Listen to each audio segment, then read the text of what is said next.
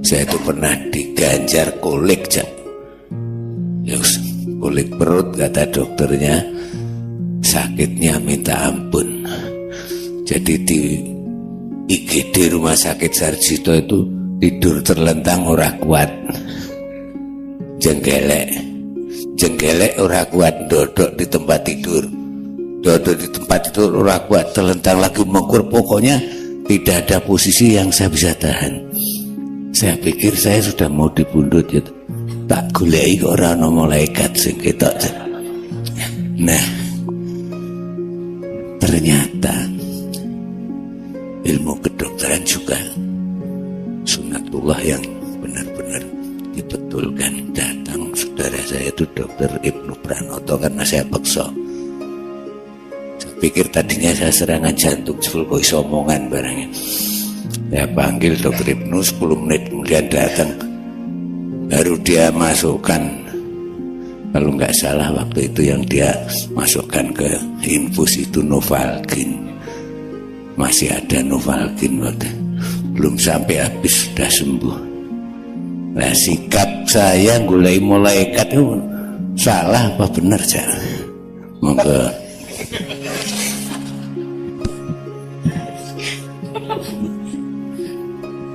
Ya, setiap saat kita itu kan antri nih, orang ngerti urutannya kan gitu kan. Tapi kan semua antri tuh Pak. Ya. Ini orang ngerti urutannya. Betul. Dan mati sama sakit tidak ada hubungannya. Saya sampai takut merengut loh waktu itu. Gue kayak mulai kate metu aku merengut. Dukani Gusti Allah. Hati saya sudah kepada Allah, tapi tak golek ora ana utusane sing metu ini. Monggo. Saya tidak bisa menjawab secara empiris karena saya belum pernah mengalami itu. Ya. Tetapi gini Bapak-bapak sekalian, ini ponakan saya itu sedang sakit kanker, Mas Sedat ikut menangani ya. Dan itu tidak ada hubungannya sama hidup dia. Hidupnya benar, dia perawat, dia kerja di rumah sakit, tiba-tiba kanker berat gitu ya. Jadi sebenarnya sakit itu apa toh ya? Apakah sakit itu negatif dalam kehidupan ataukah sakit itu positif? Karena kadang-kadang sakit itu sebenarnya proses penyembuhan rohani bagi Allah kepada kita, bisa juga. Nah, malaikat datang dan tidak datang itu kan ya piye kuwi carane jawab aku ya oke. Gini, saya ini menganjurkan jamaah saya untuk mengaktifasi malaikat. Jadi aktivasikan malaikatmu. Artinya kamu tiap hari harus menyapa malaikatmu. Isu-isu assalamualaikum, assalamualaikum, assalamualaikum, assalamualaikum. Tuh. Kita bisa lihat atau tidak, itu juga tidak ada hubungannya dengan kehebatan. Hantu tidak ada yang berani sama kita meskipun kita tidak pernah bisa melihat dia. Saya ini harus ngusir hantu di banyak negara. Di Italia, di rumahnya Mussolini saya pernah ngusir hantu. Karena mereka nganggapnya saya tuh ngerti. Aku kira ngerti. Ngerti neng ya karena dipaksa ya. Malam terakhir ya saya lakoni sama anak Kiai Kanjeng, tak parani kuwi kabeh. Dan aku nganggo cara universal. Kowe hantu Italia wani-wani karo hantu Jawa ngono, aku rasa macam-macam kowe. Tak parani, tak sentak-sentak. Dan teman-teman pingsan-pingsan karena saya tuh ditawur sama makhluk-makhluk macam-macam di sana. Tapi saya nggak merasa, aku nggak bisa ndelok saya. Pokoknya aku teko tak paling gue rasa macam-macam ya. Iki konco-koncoku kabeh ning kene. Engko nek kowe macam-macam aku rene meneh ya. Rasa macam ayo. Wani, wani ngetok nang aku tak tonyo tenan gitu. Jadi nggak pernah ada hantu berani menampakkan diri ke saya. Jin, rawani. Kalau ada orang kesurupan sebut nama saya. Loh, ini serius sih. Gue tak akan gak cak nun nek terus ngene gitu ya. Nanti ya wes terus rumah ya. Silahkan praktekkan. Bukan apa-apa, saya itu sayang sama mereka. Dan mereka kalau pengajian mereka datang ke saya. Di pengajian saya itu jin banyak sekali datang. Saya mau ke Gunung Lawu, mau ke Gunung Ceto, mau saya ke Gunung Kawi, saya semua sudah masukin semuanya. Semua perpustakaan digital spiritual saya sudah masukin semua. Dan mereka itu sayang sama saya. Jadi ono wong ning jalan wates kono wong kesurupan bola bali. Kesurupan. Terus aku ngongkon bocah Cah Kiai Kanjeng, kowe rono Begitu cakil yang itu, wah anak boy cak nun meneh, terus ya wis itu hilang, gitu. Terus anak Kiai Kanjeng pergi lagi, kesurupan lagi, beda lagi. Tadi suaranya gini, terus berikutnya suaranya begitu. Terus aku ngomongkan meneh si jinne, wah cak nun meneh, wah wis kondo cak nun rasa, aku ya sering nang padang bulan, Jadi seneng saya, jin itu sama saya itu cinta. Dan jin itu Anda jangan anggap khayal. Jin disebut oleh Allah lebih dulu dari manusia di semua ayat kecuali satu ayat dok. Berpuluh-puluh kali Allah menyebut makhluk itu jinni wal insi, bukan insi wal jinni. Jadi jin itu senior kita, malaikat senior kita, alam senior kita, tetapi yang paling senior adalah Nur Muhammad.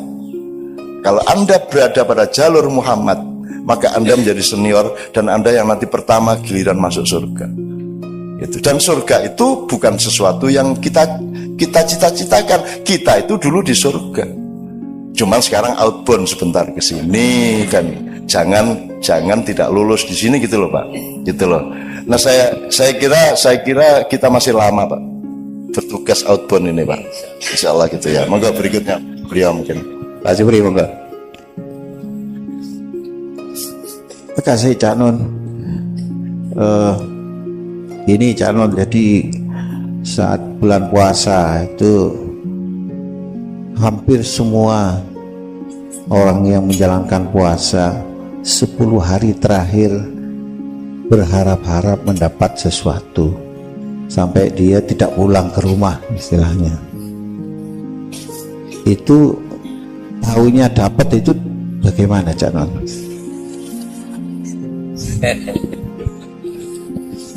Ya gini, jadi tadi kan saya bilang ada 6 evolusi tadi ya Bu ya. Jadi kita ini sudah di evolusi keempat, tapi kita berpikirnya masih pra-4. Jadi kita masih berpikirnya materi. Jadi kalau ngomong surga, kita bayangkan itu jasad. Kita bayangkan pahala itu adalah tambahan duit, tambahan emas, kan gitu. Jadi cara berpikir kita masih materialistik. Bahkan kita bersedekah ingin mendapat balasan berlipat-lipat, kan gitu. Jadi kita ini masih berpikir kapitalis. Jadi kalau Lailatul Qadar di 10 hari terakhir itu kita bayangkan mbuh emas, mbuh duit oke, mbuh untuk lotre, kan begitu. Jadi kita masih berpikir materialistik. Dan itu ya enggak apa-apa, tetapi menurut saya itu rugi.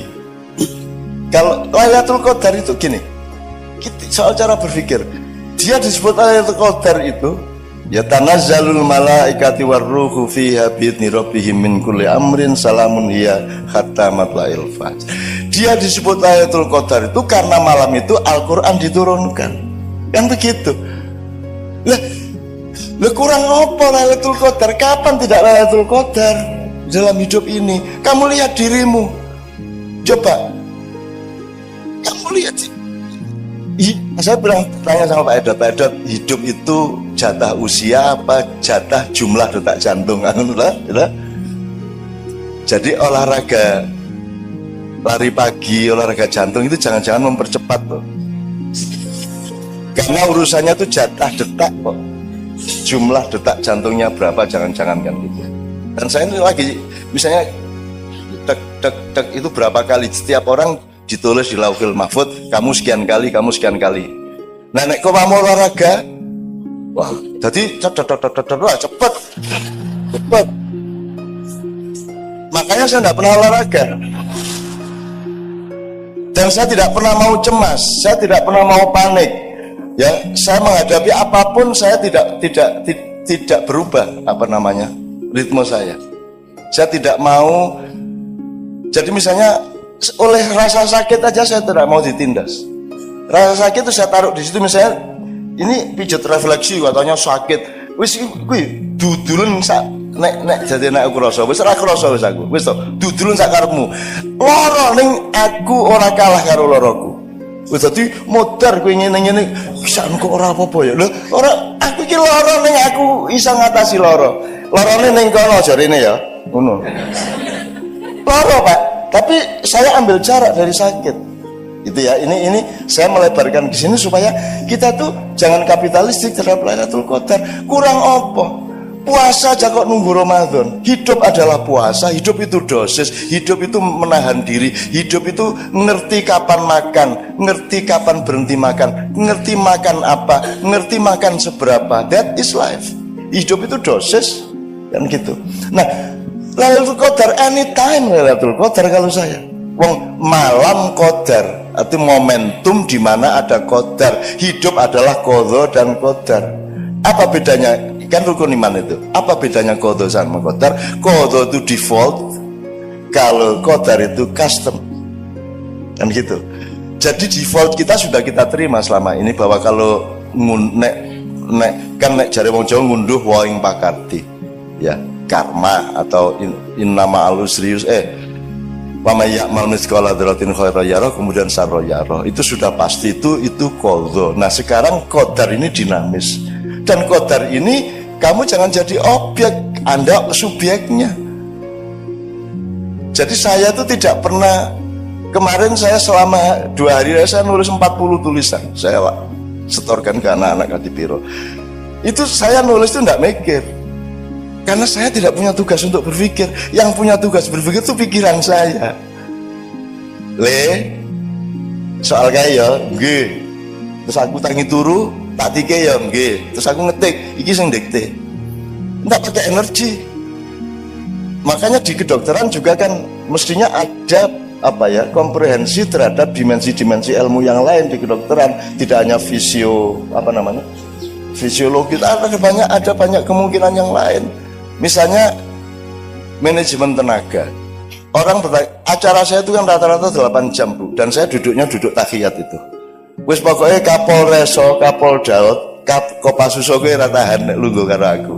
Mulanya aku begitu, Pak sampean lungguh sak karep sampean ora sak koyo aku. Nek aku mesti lungguh koyo tahiyat kae. Itu berjam-jam, gitu kan. Asam urat ndasmu wani apa kowe karo aku? Ora iso, wong aku lungguh koyo ngene asam urat, ora iso asam urat. Asam urat itu anggota saya, kamu kalau saya izinkan kamu boleh, kalau enggak gitu. Nah, itu dimensi ilmu apa Bapak sekalian? Siapa yang berkuasa atas kesembuhan? Kenapa engkau tidak mencari sebanyak mungkin tali dengan yang maha mentakdirkan, yang maha memiliki qadar? Qadar itu kata bendanya, takdir itu masdarnya atau adjektifnya. Takdir adalah pengqadaran. Ya. Nah, Anda dikasih limpahan oleh Allah untuk mentakdirkan diri Anda sendiri.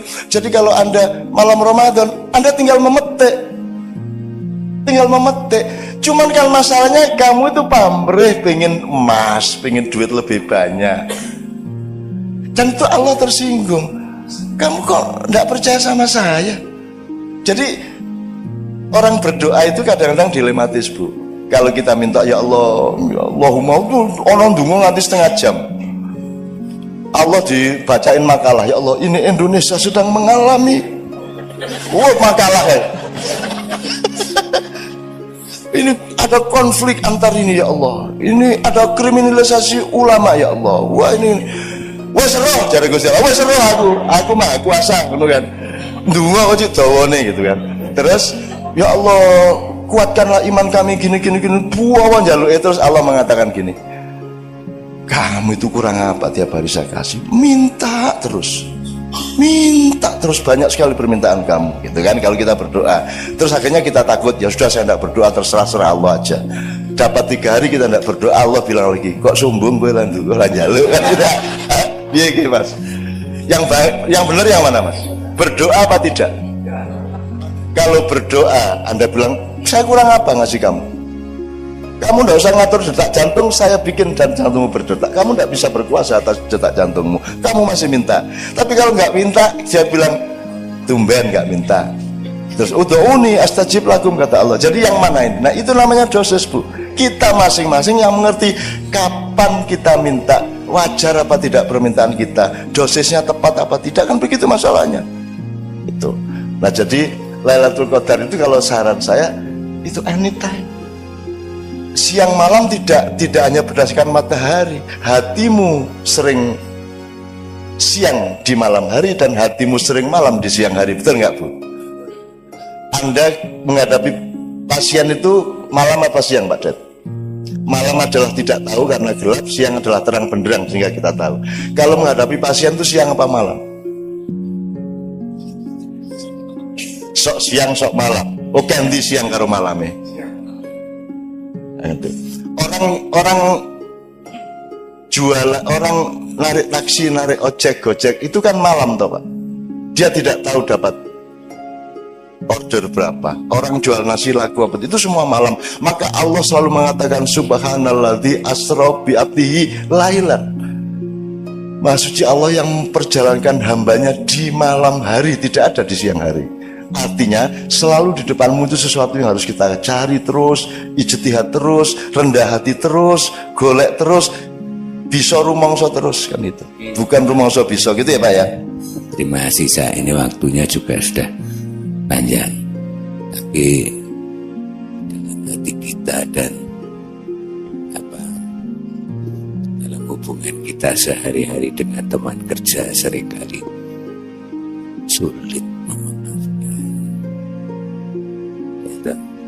Mumpung sekarang ada dukun yang sudah dukuni beribu-ribu orang, tolong ini didukuni. Yang pertama, doa utama kita setiap hari itu sing kudu dieling-eling apa. Yang kedua, gimana supaya kita mudah memaafkan orang lain dengan betul-betul penuh kasih sayang, itu saja. Oke. Memang secara dalam ilmu psikologi, ya bukan ilmu saya, dalam common sense psikologi kan ada 4 macam manusia. Ada orang yang sukar marah tapi mudah memaafkan. Yang kedua ada orang mudah marah, sukar memaafkan. Ada orang mudah marah, mudah memaafkan, dan ada orang sukar marah, sukar memaafkan. Tapi pokoknya ada 4 macam. Sama dengan kalau soal ilmu, ada orang yang ngerti dan ngerti bahwa dia ngerti. Yang kedua orang ngerti tapi nggak ngerti kalau dia ngerti.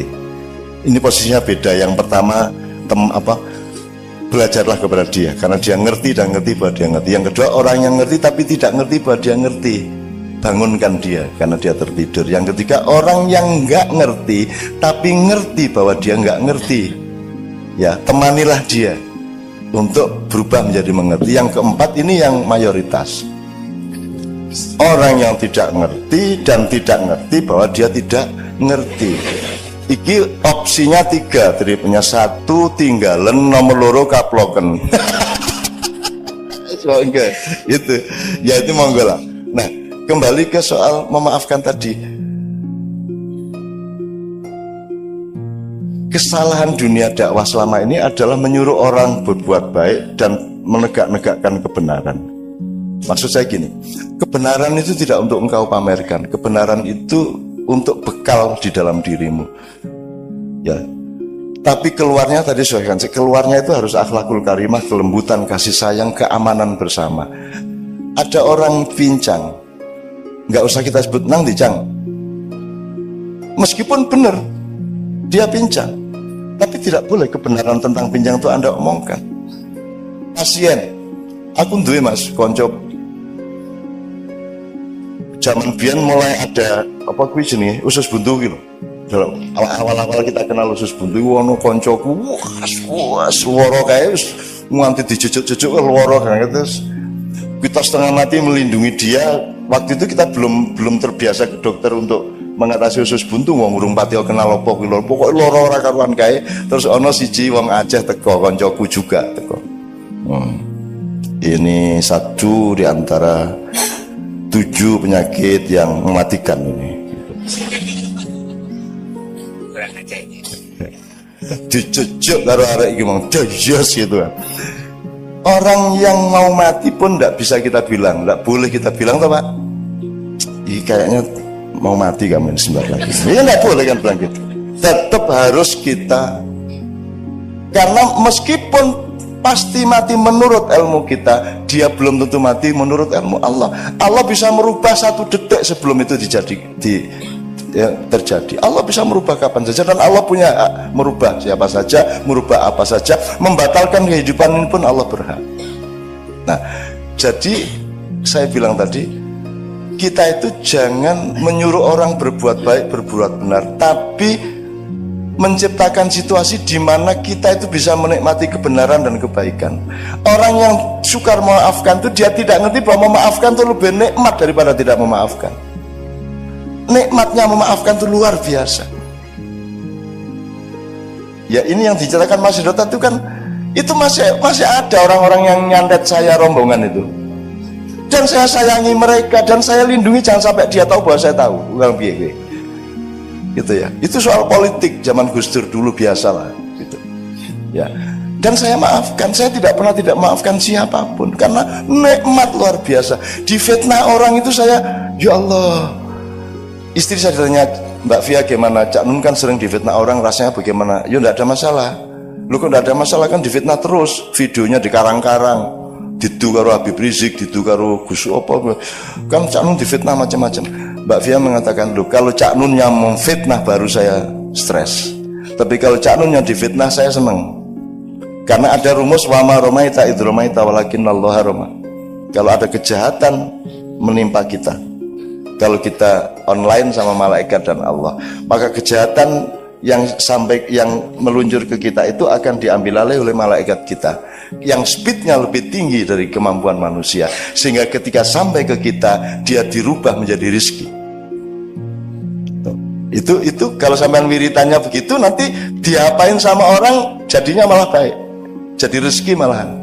Itu karena wama romaita idh romaita walakinnallaha rama. Cari apa nanti di Quran saja.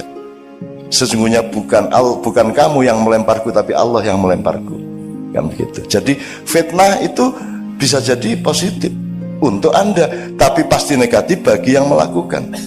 Orang yang tidak memaafkan, rugi dia tidak memaafkan. Dia tidak ngerti betapa nikmatnya memaafkan. Allah sendiri punya 6 sifat pemaaf, Bapak. 6 sifat pemaaf. Jadi dosa pribadi ghafur, untuk dosa sosial ghafar. Terus nanti ada yang sifatnya hati nurani, psikologi itu al-afu. Pokoknya macam-macam konteksnya. Tapi Allah selalu memaafkan. Wahai hambaku, datanglah kepadaku meskipun dengan memanggul dosa setinggi gunung. Percayalah bahwa semua gunung-gunung dosamu itu tidak berarti bagi alam semesta permaafanku yang akan menelan semua dosa-dosamu. Itu. Maka kalau saya memaafkan, atau kalaupun saya punya dendam, Bapak, dendam itu saya daya gunakan untuk membakar energi. Tapi keluarnya tidak boleh menjadi tindakan kepada orang yang dendami. Dendam itu baik asalkan dimanage sebagai energi, gitu. Saya difitnah seneng saya, sampai ingin saya bikin sayembara memfitnah saya. Tak sediakan duit banyak, semakin besar fitnahnya. Dan saya sudah ngalamin kok sejak zaman Bung Karno sampai sekarang. Tidak ada artinya semua itu, tidak akan berakibat apa-apa sama saya. Saya tidak hidup di Indonesia, saya hidup sama Allah. Indonesia itu anak asuh saya, tak gendong tiap malam. Tadi malam Ismail Yusanto DPP PD itu sama anaknya datang. Anaknya itu begitu datang, tak peluk, tidur langsung, Mas. Tidak sampai 10 detik, tak peluk langsung tidur. Sudah sepanjang pertemuan 2 jam itu dia di pangkuan saya dekep itu.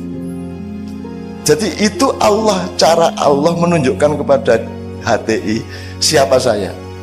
Nah, anaknya yang pelukanku, gue harus ngomong apa gue? Ya kan? Gue harus ngomong ideologi khilafah, gue ora iso gue. Doa niki, anakmu itu tak cekel set ngene langsung turu. Dan dia seperti seolah-olah dia cucu saya. Dan begitu kenal sama saya, langsung gambarnya oke banget, tak dekep. Ketika foto masih tidur, saya dekep gini kok. Terus bapaknya mau apa, ngomong apa? Kan tidak bisa sombong lagi sama saya, tidak bisa metoto lagi. Iya tak? Gitu, Mas. Ada lagi tokoh lain, Pak. Ada tokoh lain yang hebat secara nasional.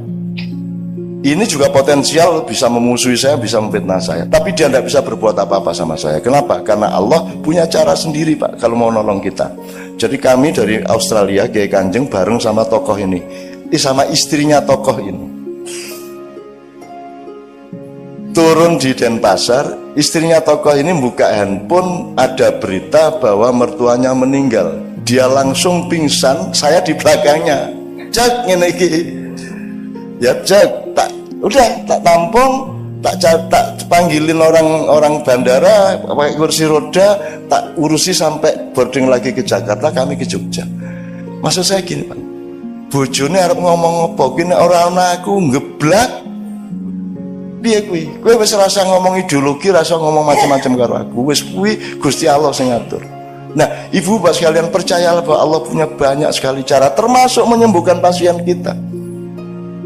Gitu. Jadi saya bukan mohon, saya ingin Anda semua menyadari itu semua secara luas sehingga menemukan nikmal maula wa nikman nasir itu, bahwa memaafkan itu nikmatnya luar biasa, memberi itu nikmatnya luar biasa.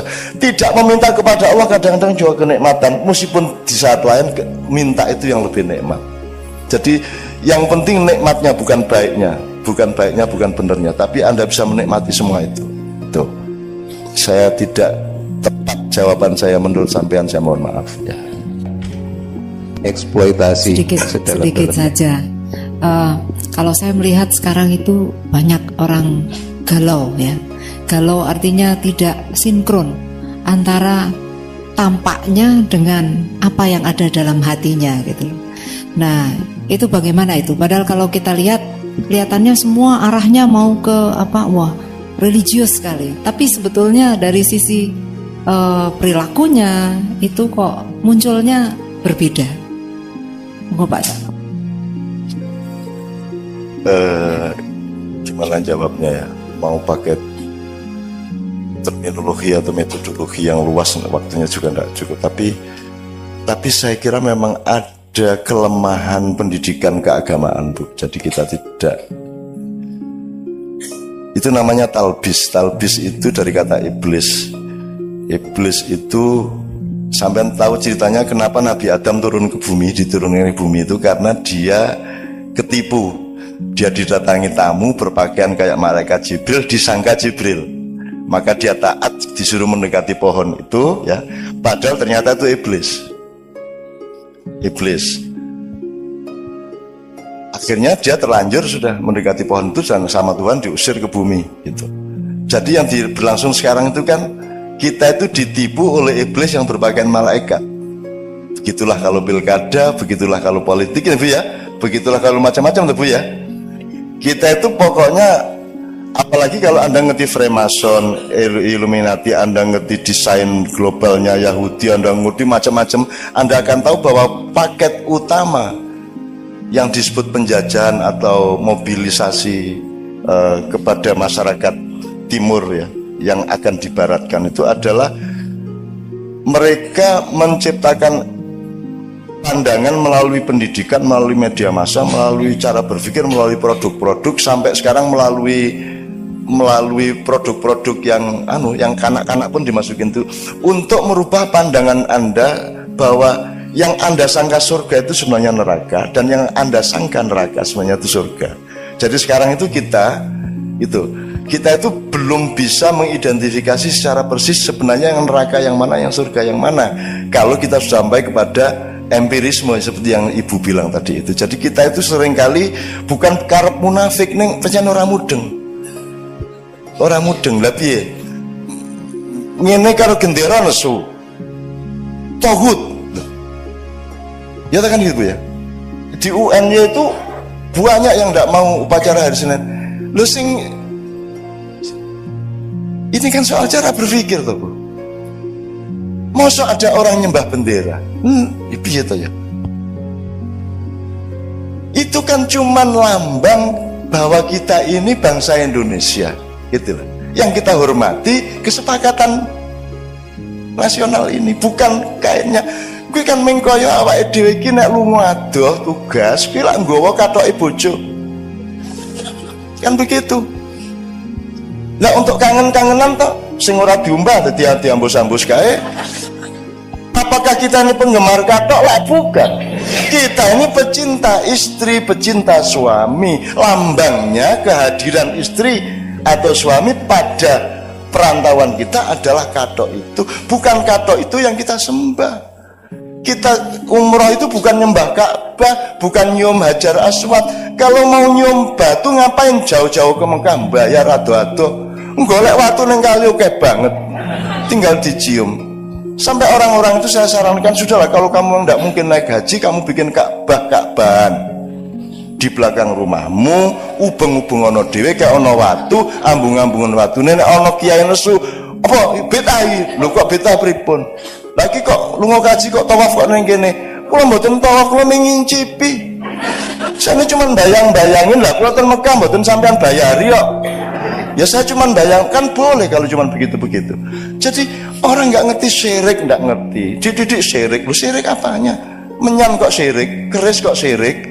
Syirik itu letaknya di pikiranmu dan di hatimu, tidak di benda. Arep menyan, arep keris, arep apa, ndak ada masalah. Ono wong jaran kepang mangan pari dinesoni, mangan beling dinesoni. Wis orang nukokke sego malah nesu. Kan begitu kan, mestinya dibeliin nasi dong. Wong dia nggak punya makan sampai beling-beling dipangan, kan begitu. Jadi menurut saya Bu, kuncinya adalah memang harus ada reedukasi, terutama di masjid-masjid. Misalnya masjid-masjid itu mestinya ada kajian-kajian sing sifatnya tidak doktrinatif tapi golek ilmu tenan. Nah sekarang tuh nggak ada. Semua ustadz itu, semua ulama itu punyanya doktrin dan dia punya kepentingan untuk punya umat. Itu masalahnya. Betul enggak? Di Madura begitu. Semua pengen punya umat dan saya tak buang umat. Ya awas gue nek MH mania tak tunyu raimu. Kau deh, dia bilang, saya bukan kiai, aku temanmu, aku mbahmu, aku kakakmu, aku sahabatmu, aku cinta padamu, kamu cinta padaku. Tidak ada feodalisme, tidak ada kultus individu. Aku randu anak buah. Aku mau tanggung jawab nang kelakuanmu. Kalau saya punya umat, apa maksudnya? Apa saya bertanggung jawab terhadap kelakuan umat saya? Kalau saya punya anggota, saya membaiat. Apa saya tanggung jawab terhadap dia? Kamu juga jangan mau dibaiat. Anda juga jangan mau dibaiat. Kalau mau di beat tanya dulu sama yang beat, sampai tanggung jawab nih. Kan kalau di beat orang kan tanggung jawab dia. Kalau enggak, saya tidak punya anggota, sampai hari ini saya tidak punya umat dan saya tidak akui sebagai umat saya. Anda orang yang mandiri, Anda orang yang otentik, Anda punya hubungan langsung sama Allah, tempohlah kehidupanmu masing-masing dan Anda bukan bagian dari saya. Dan Anda tidak harus meniru saya. Saya kesini tidak untuk Anda hormati. Saya kesini untuk mengajak Anda menghormati Allah dan Rasulullah. Saya tidak ada masalah. Aku rapaten. Gitu. Kalau orang berani seperti itu, Bu, insya Allah orang tidak akan tuding-tudingan. Akhirnya kadang-kadang bukan karena munafik, tapi karena tidak ngerti, Pak. Nggak ngerti itu gini, Bu. Contohnya, Bu. Sampai bisa membedakan antara orang boros sama orang loman.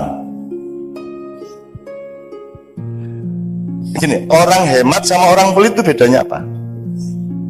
Itu peristiwa pelit atau peristiwa hemat? Gimana cara membedakan? Yang ngerti kan yang bersangkutan. Apa lagi? Kalau ini orang istiqomah, wah itu teguh pendirian. Kayak dari sini orang aku yang keras kepala, beguguk mudawatan. Ya kan sama peristiwanya, Bu. Sama. Nah ini orang nggak bedain. Itu intoleran. Dia lupa bahwa tujuan intoleran pasti berasal dari orang yang juga intoleran. Pasti itu. Nah Bhinneka Tunggal Ika yo kabeh sak demi-demi teh sak setane sak kuntilanake kabeh nek Bhinneka Tunggal Ika. Dan saya menerima semuanya. Iblis saya belain. Kok wani kuwi lho? Emang iblis berani sama Allah. Iblis itu menjadi iblis yang nyuruh Allah. Dipelajari dong. Yang nyuruh Allah. Dan iblis itu sudah kapok jadi iblis. Sekarang baru sempurna pensiun dini. Sudah usul sama Allah. Lu ngapa kok iblis? Lah kula niki ajeng pripun meleh.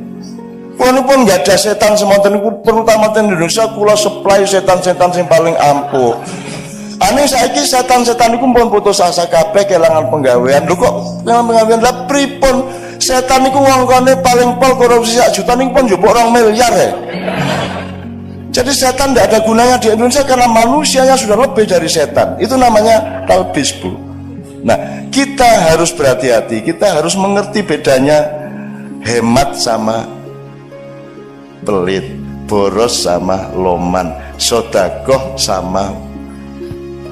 Sekarang kalau kita berpikirnya sekuler, untuk apa naik gaji? Habis-habisin duit, kan gitu. Untuk apa sedekah? Yang enggak aja, kan gitu. Ngapain tuh sholat? Wasting time, kan gitu. Kan gitu. Kalau kita berpikirnya tidak ada Allah, kan gitu. Nah jadi menurut saya, Bu, Saya senang sekali ada acara-acara seperti ini di kedokteran, di Polres, di Kodim. Anda kan tahu Kodim itu kalau ulang tahun kadang-kadang ada lomba hadroh, coba pula ngeri tau gue. Tentara jinjak ngono kuwi. Ki nyenengke, kuwi nang Indonesia tok. Kalau tentara kok hadroan gitu kan. Ki nek orang Indonesia di Indonesia tuh ya Allah, ora iso diapa-apake. Itu Bapak sekalian. Wis kapusan dhewe karo Indonesia. Wong kaya sok ngapusi ya ora apusian gitu kan. Nah jadi Bu, jawaban saya menurut saya tidak bisa lengkap, tapi saya kira memang pembelajaran harus kita lakukan. Jadi ada kajian-kajian daripada bentrok merah melawan hijau, daripada mbok Basul Masail bareng. Saya selalu menganjurkan, ngapain tuh ini majelis tarjih fatwa, Basul Masail NU fatwa, MUI fatwa, mbok rapat sih terus fatwa bareng gitu loh. Ki umatnya bingung, siji riyo sesuk burung, sing durung, sing bener sing di. Untung sekarang ini tidak ada masalah karena sudah ada proyek yang lebih besar, ndak urusan hari raya aja. Idul Fitri tanggal berapa? Anda tahu itu semua proyek aja. Gitu loh Mas. Itu ujung-ujungnya itu ya itu tok. Gitu loh. Mosok hilal harus ada hilal 2%, 2,5%. Itu gimana sih orang-orang itu? Itu dulu nggak ada ukuran 2%, itu 2 derajat, nggak ada. Itu gini loh, itu kan idiom namanya. Nanti kok edot kok urung ketok irunge gitu. Itu maksudnya kok belum kelihatan batang hidungnya. Itu kan ungkapan, bukan kok kita cari hidungnya edot bener ya enggak. Kok dia belum kelihatan, tapi bahasanya itu kok belum kelihatan batang hidungnya. Nah 2% itu sempeki ketok lah, 2%, bukan 2% regulatif.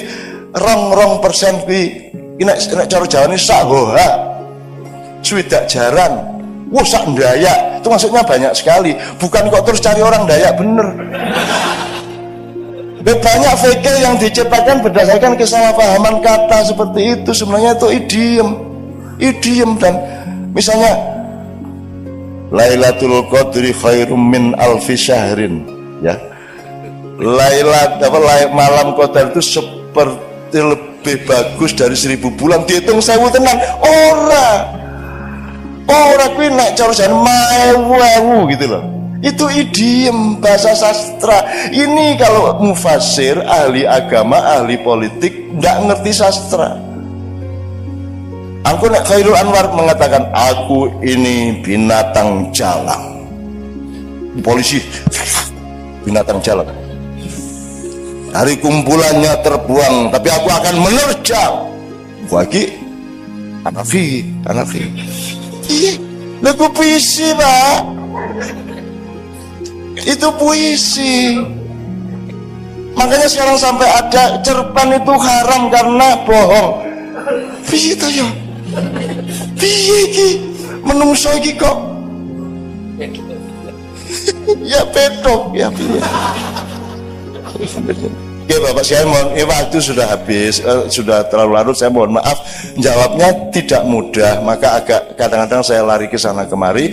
Tapi yang penting menurut saya sekarang ini bukan apakah Anda setuju atau tidak pada omongan saya, tidak penting apakah Anda paham atau tidak penting apakah itu ilmu benar apa tidak. Yang penting kita bermesraan di dalam itikat yang baik bersama-sama, ingin berdamai, ingin enak, ingin seimbang satu sama lain. Dan nanti terjadinya itu tidak karena saya, tidak karena Anda, tapi karena perkenan Allah. Anda akan menemukan keajaiban-keajaiban yang tidak pernah Anda duga dari Allah Subhanahu wa taala. Saya mohon izin, mohon maaf atas semua kekurangan saya. Qul in dalaltu fa innama adillu ala nafsi fa in ihtadaitu wa bima yuhya ilayya rabbi. Assalamualaikum warahmatullahi wabarakatuh. Saya itu pernah diganjar kolik, kulit perut, kata dokternya sakitnya minta ampun. Jadi di IGD Rumah Sakit Sarjito itu tidur terlentang ora kuat, jenggelek ora kuat, dodok di tempat tidur ora kuat, terlentang lagi mengkur. Pokoknya tidak ada posisi yang saya bisa tahan. Saya pikir saya sudah mau dibundut gitu. Tak goleki kok ora ana malaikat sing ketok. Nah, ternyata ilmu kedokteran juga sunatullah yang benar-benar dibetulkan. Datang saudara saya itu Dokter Ibnu Pranoto karena saya paksa. Saya pikir tadinya saya serangan jantung, full voice omongan barangnya. Saya panggil Dokter Ibnu, 10 menit kemudian datang. Baru dia masukkan, kalau nggak salah waktu itu yang dia masukkan ke infus itu Novalgin. Masih ada Novalgin waktu belum sampai habis sudah sembuh. Nah, sikap saya mulai malaikat itu salah apa benar ya? Monggo.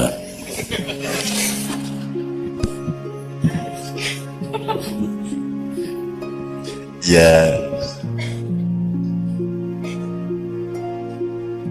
setiap saat kita itu kan antri nih, orang ngerti urutannya kan gitu kan.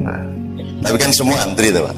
Ya. Ini orang ngerti urutannya. Betul. Dan mati sama sakit nggak ada hubungannya. Saya sampai takut merengut loh waktu itu. Gue kayak mulai kate metu aku merengut. Dukani Gusti Allah. Hati saya sudah kepada Allah, tapi tak golek ora ana utusane sing metu ini. Monggo. Saya tidak bisa menjawab secara empiris karena saya belum pernah mengalami itu. Ya. Tetapi gini Bapak-bapak sekalian,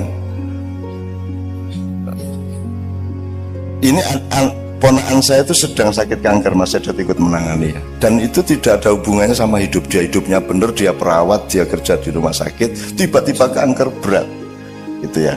Jadi sebenarnya sakit itu apa toh ya?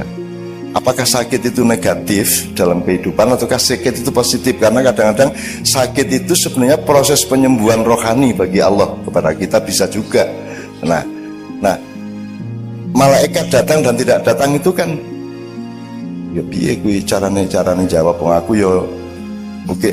Gini, saya ini menganjurkan jamaah saya untuk mengaktifasi malaikat. Jadi aktivasikan malaikatmu. Artinya kamu tiap hari harus menyapa malaikatmu. Isu-isu assalamualaikum, assalamualaikum, assalamualaikum, assalamualaikum. Tuh. Kita bisa lihat atau tidak, itu juga tidak ada hubungannya dengan kehebatan. Hantu tidak ada yang berani sama kita meskipun kita tidak pernah bisa melihat dia. Saya ini harus ngusir hantu di banyak negara. Di Italia, di rumahnya Mussolini saya pernah ngusir hantu. Karena mereka nganggapnya saya tuh ngerti. Aku kira ngerti. Ngerti neng ya, karena dipaksa ya. Malam terakhir ya saya lakoni sama anak Kiai Kanjeng, tak parani kuwi kabeh dan aku nganggo cara universal. Kowe hantu Italia wani-wani karo hantu Jawa ngono aku. Rasa macam-macam kowe. Tak parani, tak sentak-sentak. Dan teman-teman pingsan-pingsan karena saya tuh ditawur sama makhluk-makhluk macam-macam di sana. Tapi saya nggak merasa, aku nggak bisa ndelok saya. Pokoknya aku teko tak paling gue rasa macam-macam ya. Iki konco-koncoku kabeh ning kene. Engko nek kowe macam-macam aku rene meneh ya. Rasa macam-macam. Ayo wani, ayo. Wani ngetok nang aku tak tonyo tenan gitu. Jadi nggak pernah ada hantu berani menampakkan diri ke saya. Jin, rawani. Kalau ada orang kesurupan sebut nama saya. Loh, ini serius sih. Gue tak akan nggak Cak Nun loh, terus ngene gitu ya. Nanti ya wes terus rumah saya. Silahkan praktekkan. Bukan apa-apa, saya itu sayang sama mereka dan mereka kalau pengajian mereka datang ke saya. Di pengajian saya itu jin banyak sekali datang. Saya mau ke Gunung Lawu, mau ke Gunung Ceto, mau ke saya ke Gunung Kawi, saya semua sudah masukin semuanya. Semua perpustakaan digital spiritual saya sudah masukin semua. Dan mereka itu sayang sama saya. Jadi ono wong ning jalan wates kono wong kesurupan bola bali. Kesurupan. Terus aku ngongkon bocah Cak Kiai Kanjeng kuwi rono. Begitu Cak Kiai ngerti, wah anak boy Cak Nun meneh. Ngono kuwi terus ya wis itu hilang gitu. Terus anak Kiai Kanjeng pergi lagi, kesurupan lagi. Beda lagi. Tadi suaranya gini terus berikutnya suaranya begitu. Terus aku ngongkon meneh si jinne. Wah, Cak Nun meneh. Wah, wis kondo Cak Nun rasa aku ya seneng nang padang bulan ngono kuwi. Jadi seneng saya, jin itu sama saya itu cinta. Dan jin itu Anda jangan anggap khayal.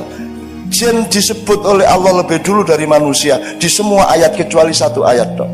Berpuluh-puluh kali Allah menyebut makhluk itu jinni wal insi, bukan insi wal jinni. Jadi jin itu senior kita, malaikat senior kita, alam senior kita, tetapi yang paling senior adalah Nur Muhammad. Kalau Anda berada pada jalur Muhammad, maka Anda menjadi senior dan Anda yang nanti pertama giliran masuk surga.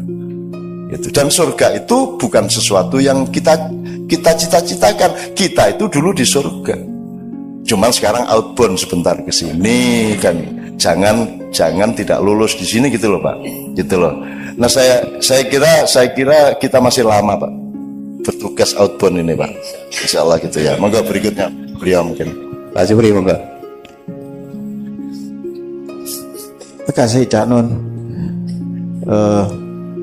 Ini Cak Nun, jadi saat bulan puasa itu hampir semua orang yang menjalankan puasa 10 hari terakhir berharap-harap mendapat sesuatu sampai dia tidak pulang ke rumah istilahnya.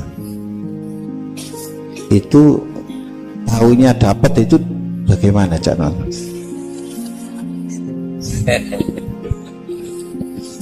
Ya gini, jadi tadi kan saya bilang ada 6 evolusi tadi ya Bu ya.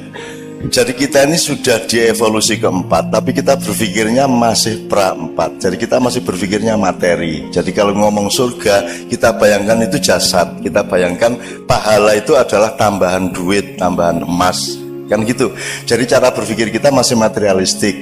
Bahkan kita bersedekah ingin mendapat balasan berlipat-lipat, kan gitu.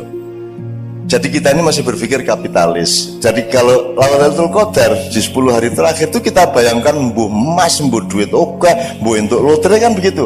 Jadi kita masih berpikir materialistik.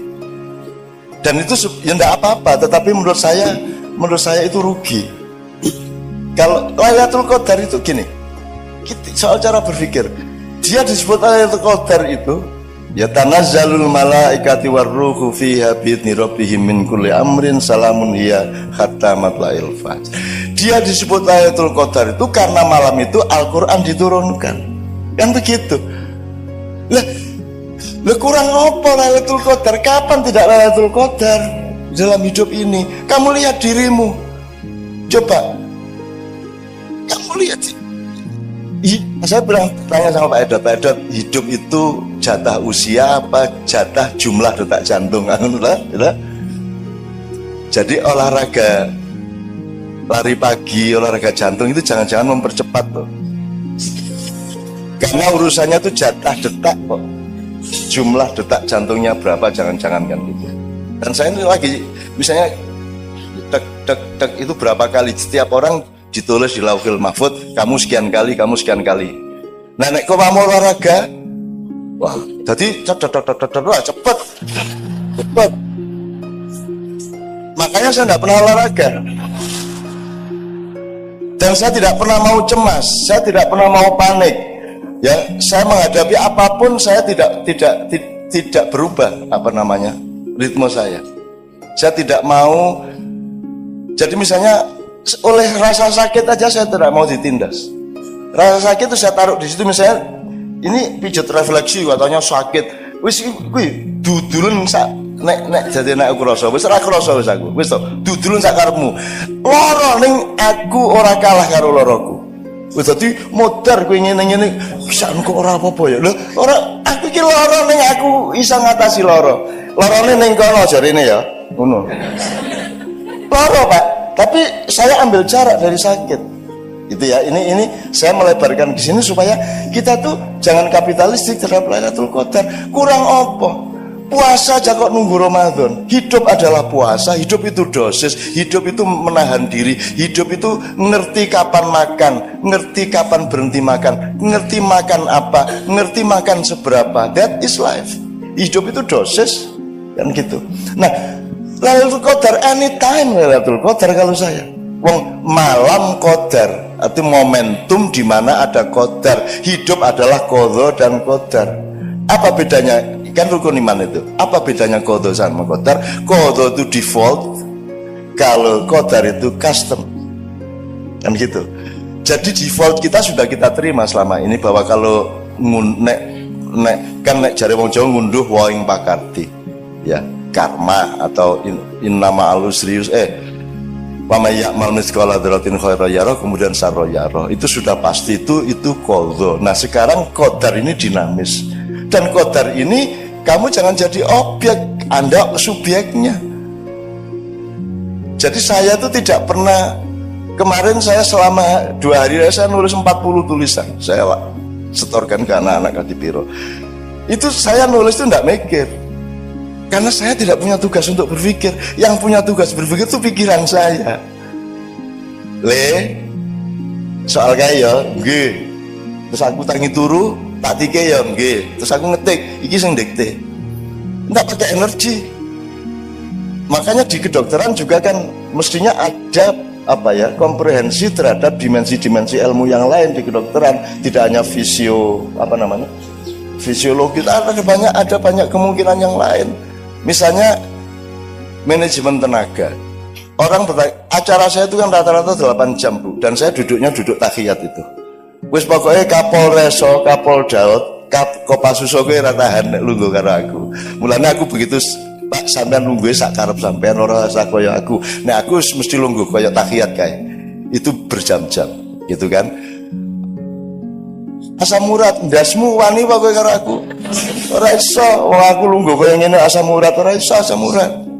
Asam urat itu anggota saya, kamu kalau saya izinkan kamu boleh, kalau enggak gitu. Nah, itu dimensi ilmu apa Bapak sekalian? Siapa yang berkuasa atas kesembuhan? Kenapa engkau tidak mencari sebanyak mungkin tali dengan yang maha mentakdirkan, yang maha memiliki qadar? Qadar itu kata bendanya, takdir itu masdarnya atau adjektifnya. Takdir adalah pengqadaran. Ya. Nah, Anda dikasih limpahan oleh Allah untuk mentakdirkan diri Anda sendiri. Jadi kalau Anda malam Ramadan, Anda tinggal memetik.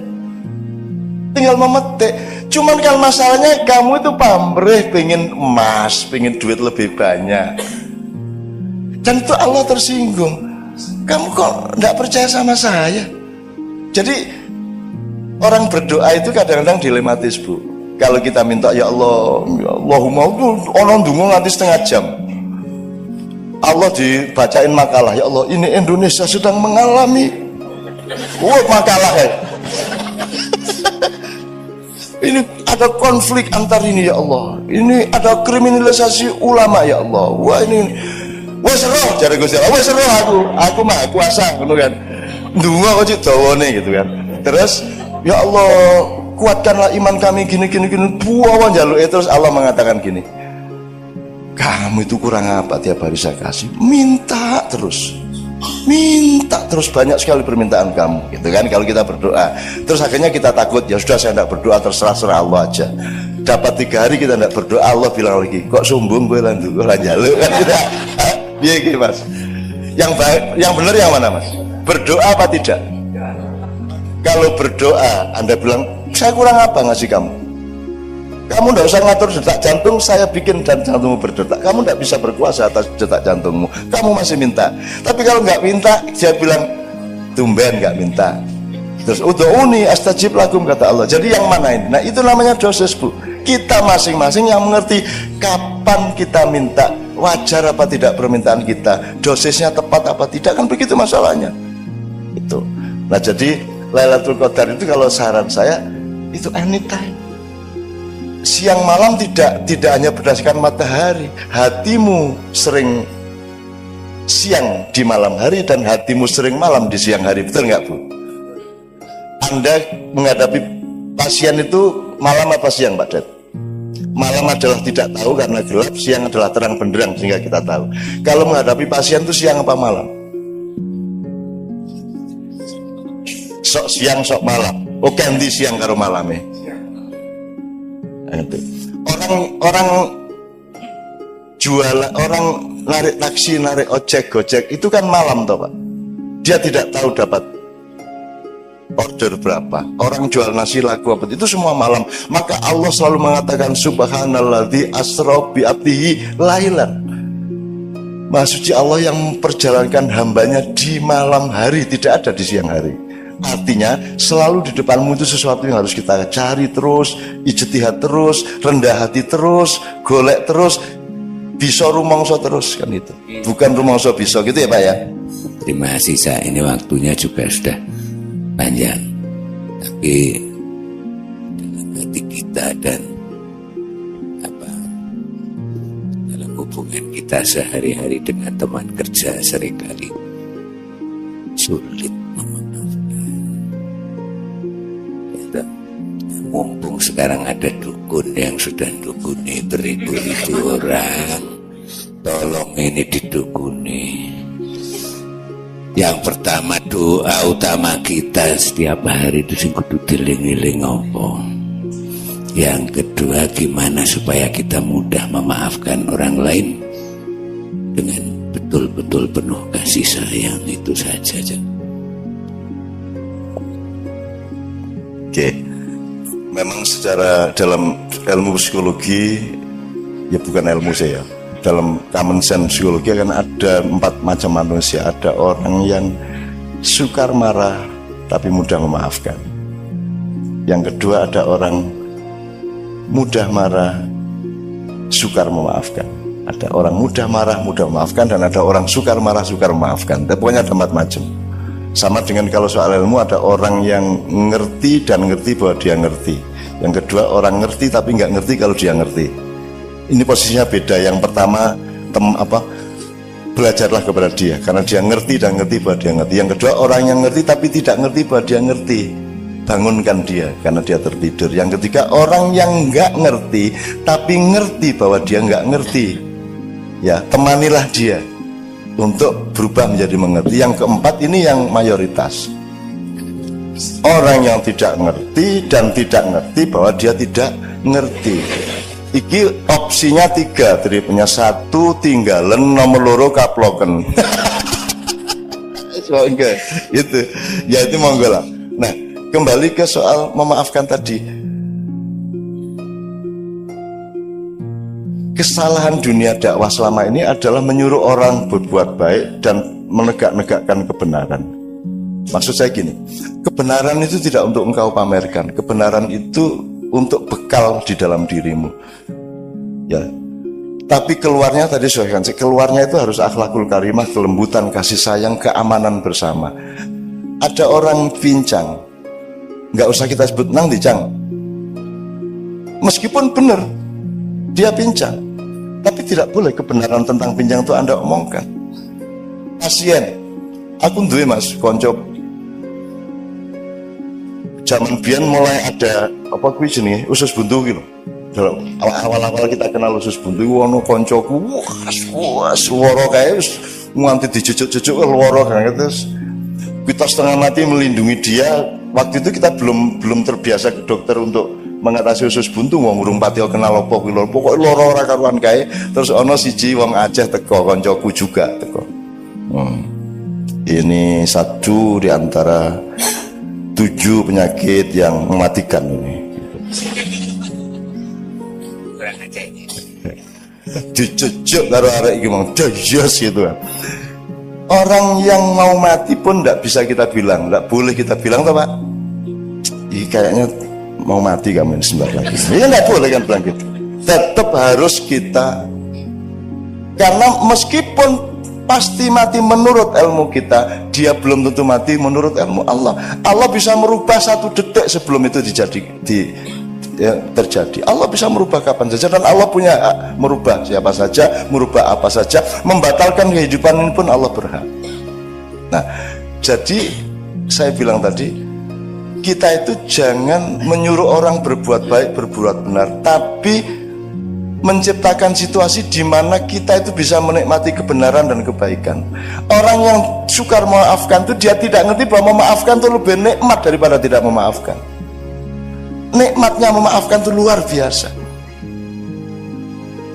Ya, ini yang diceritakan Mas Hidota itu kan, itu masih ada orang-orang yang nyantet saya rombongan itu, dan saya sayangi mereka dan saya lindungi, jangan sampai dia tahu bahwa saya tahu uang piye gitu ya. Itu soal politik zaman Gus Dur dulu, biasalah gitu ya. Dan saya maafkan, saya tidak pernah tidak maafkan siapapun karena nikmat luar biasa. Difitnah orang itu saya, ya Allah. Istri saya ditanya, Mbak Via gimana? Cak Nun kan sering difitnah orang, rasanya bagaimana? Ya enggak ada masalah. Lu kok enggak ada masalah, kan difitnah terus, videonya dikarang-karang, didu karo Habib Rizik, didu karo Gus apa. Kan Cak Nun difitnah macam-macam. Mbak Via mengatakan, loh kalau Cak Nun yang memfitnah baru saya stres. Tapi kalau Cak Nun yang difitnah saya senang. Karena ada rumus wama romaita idh romaita walakinnallaha roma. Kalau ada kejahatan menimpa kita, kalau kita online sama malaikat dan Allah, maka kejahatan yang meluncur ke kita itu akan diambil alih oleh malaikat kita yang speednya lebih tinggi dari kemampuan manusia, sehingga ketika sampai ke kita dia dirubah menjadi rizki. Itu kalau sampean wiritannya begitu, nanti diapain sama orang jadinya malah baik, jadi rezeki malahan. Itu karena wama romaita idh romaita walakinnallaha rama. Cari nanti di Quran saja. Sesungguhnya bukan kamu yang melemparku, tapi Allah yang melemparku, kan begitu. Jadi fitnah itu bisa jadi positif untuk Anda, tapi pasti negatif bagi yang melakukan. Orang yang tidak memaafkan rugi, dia tidak memaafkan, dia tidak ngerti betapa nikmatnya memaafkan. Allah sendiri punya 6 sifat pemaaf, Bapak. 6 sifat pemaaf. Jadi dosa pribadi Ghafur, untuk dosa sosial Ghafar. Terus nanti ada yang sifatnya hati nurani, psikologi itu Al-Afu. Pokoknya macam-macam konteksnya. Tapi Allah selalu memaafkan. Wahai hambaku, datanglah kepadaku meskipun dengan memanggul dosa setinggi gunung. Percayalah bahwa semua gunung-gunung dosamu itu tidak berarti bagi alam semesta permaafanku yang akan menelan semua dosa-dosamu. Gitu. Maka kalau saya memaafkan, atau kalaupun saya punya dendam, Bapak, dendam itu saya daya gunakan untuk membakar energi, tapi keluarnya tidak boleh menjadi tindakan kepada orang yang saya dendami. Dendam itu baik asalkan dimanage sebagai energi. Gitu. Saya difitnah seneng saya, sampai ingin saya bikin sayembara memfitnah saya.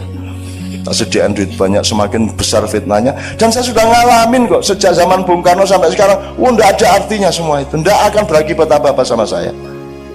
Saya tidak hidup di Indonesia, saya hidup sama Allah. Indonesia itu anak asuh saya, tak gendong tiap malam. Tadi malam Ismail Yusanto DPP PD itu sama anaknya datang. Anaknya itu begitu datang, tak peluk, tidur langsung, Mas.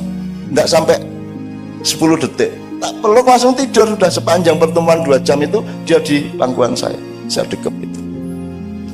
Jadi itu Allah, cara Allah menunjukkan kepada HTI siapa saya. Nah, anaknya yang pelukanku, gue harus ngomong apa gue?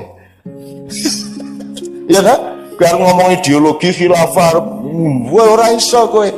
Doa nih, anakmu itu tak cekel set ngene langsung turu. Dan dia seperti seolah-olah dia cucu saya. Dan begitu kenal sama saya langsung gambarnya oke banget, tak dekep. Ketika foto masih tidur saya dekep gini kok. Terus bapaknya mau apa, ngomong apa? Kan tidak bisa sombong lagi sama saya, tidak bisa metoto lagi. Iya tak? Gitu, Mas. Ada lagi tokoh lain, Pak. Ada tokoh lain yang hebat secara nasional. Ini juga potensial bisa memusuhi saya, bisa memfitnah saya. Tapi dia tidak bisa berbuat apa-apa sama saya. Kenapa? Karena Allah punya cara sendiri, Pak, kalau mau nolong kita.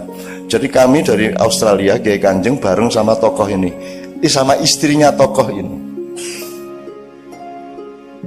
Turun di Denpasar, istrinya tokoh ini buka handphone, ada berita bahwa mertuanya meninggal. Dia langsung pingsan, saya di belakangnya.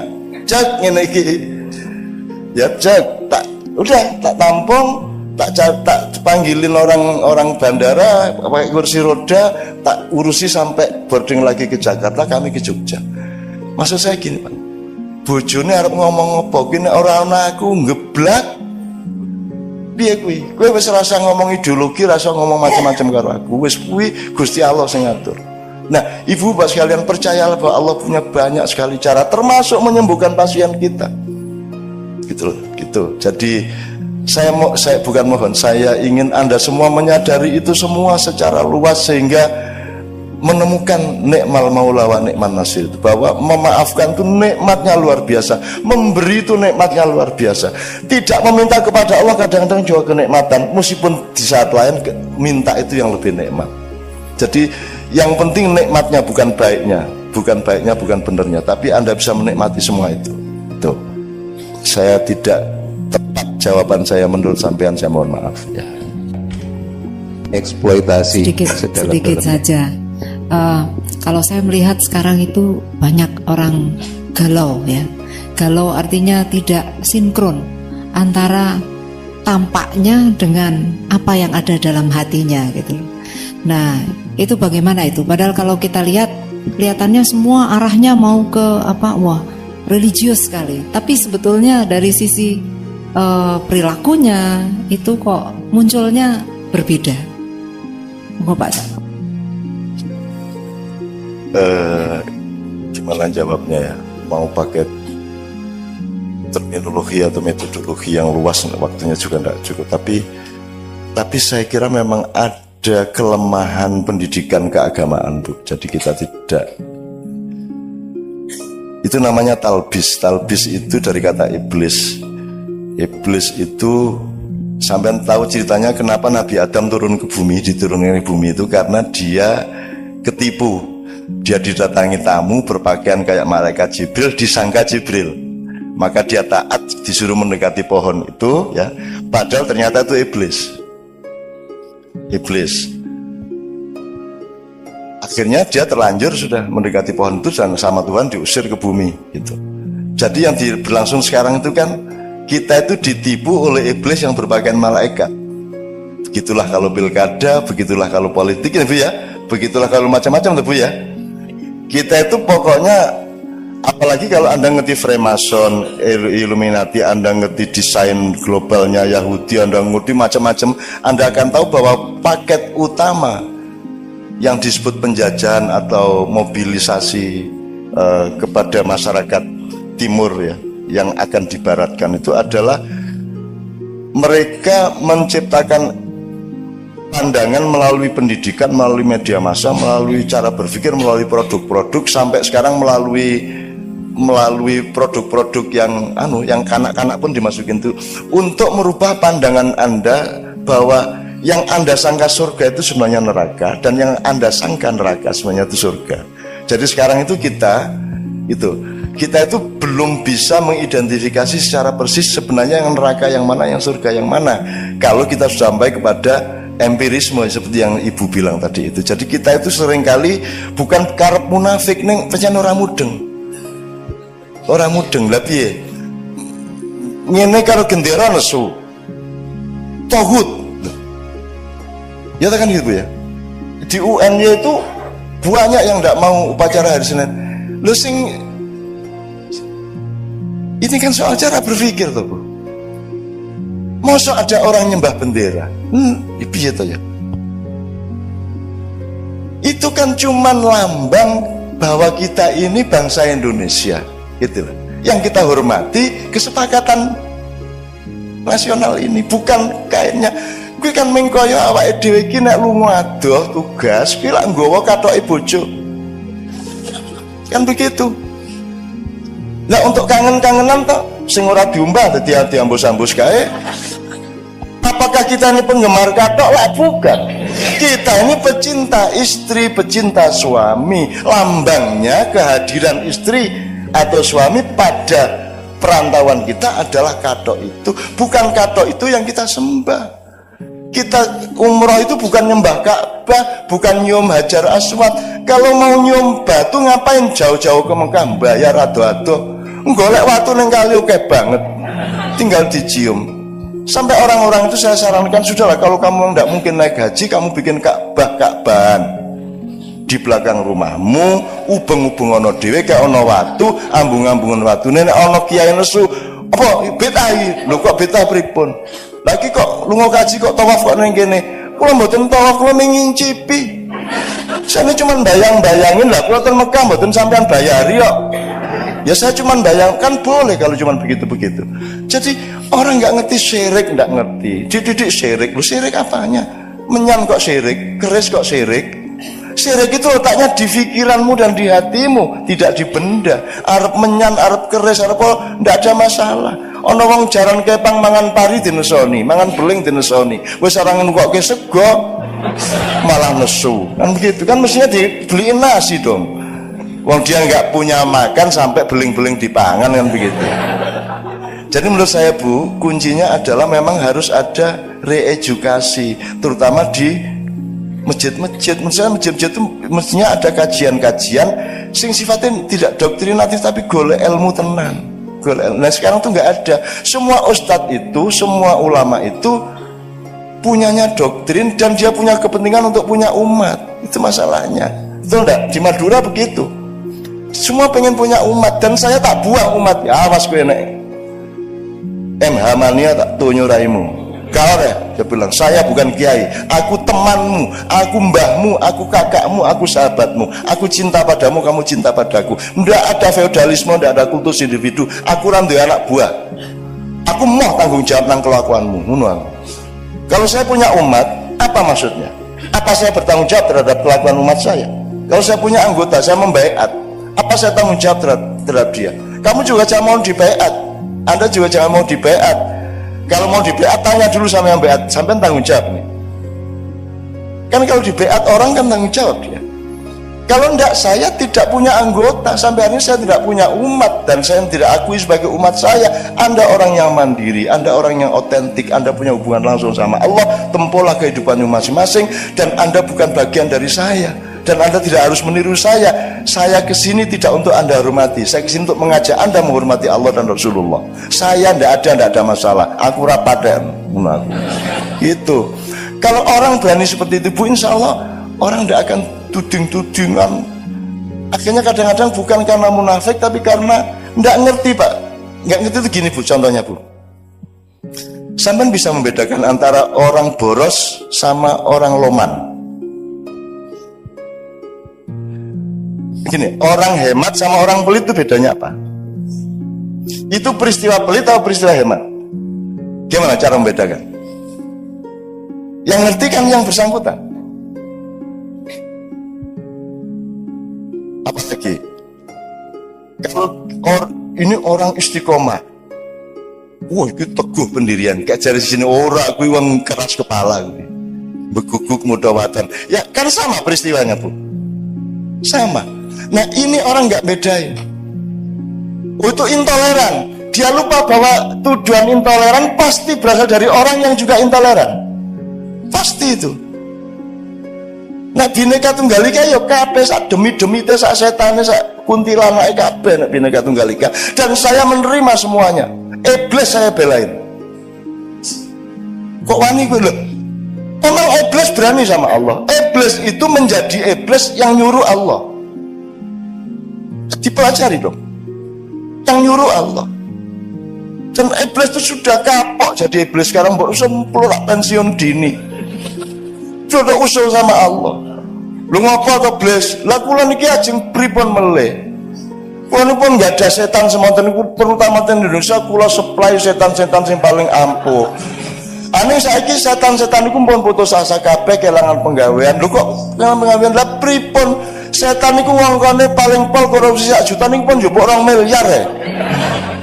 Jadi setan tidak ada gunanya di Indonesia karena manusianya sudah lebih dari setan. Itu namanya talbis Bu.